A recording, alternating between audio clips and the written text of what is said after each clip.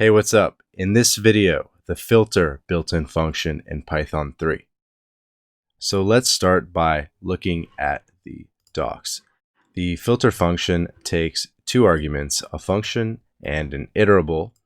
And basically these documents talk a lot about how you can actually leave out the function, not pass a function to it, and just add the word none. And I'll show you what that looks like. So I set up a little function here. We have a list of ages, and we're going to return a Boolean if that number is greater than or equal to 18. So you can run that. You can see that it will return 18 and 24, two of the 6 ages listed. So that first thing we're going to talk about is if you pass none to none as the first argument. So let's see what that looks like. So what it's returning is 5, 17, 18, and 24. Why is it not returning the 2 zeros? That's because they're falsy values. And this is just going to filter out all of the falsy values. The second thing I want to show you is what it looks like without the list wrapped around it. And so when we return it, we get a filter object.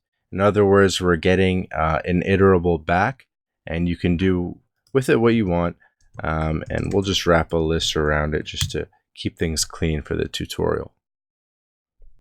The third thing that I would note is it almost doesn't matter what you return here as long as it's truthy or falsy.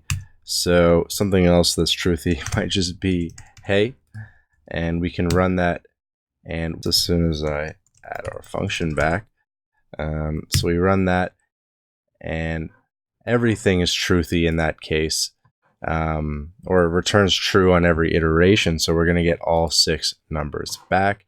And if we wrote anything that's falsy, like say an empty string, we're going to get nothing back.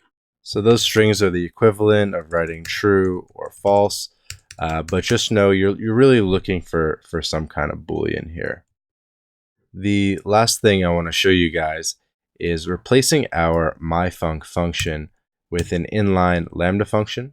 So this is going to accomplish the same thing. Check that every iteration is greater than or equal to 18. And we get the same response. We're just doing it in a inline way. Don't need this function at all. Using a lambda function, you'll often see them paired with filter functions. And there you go.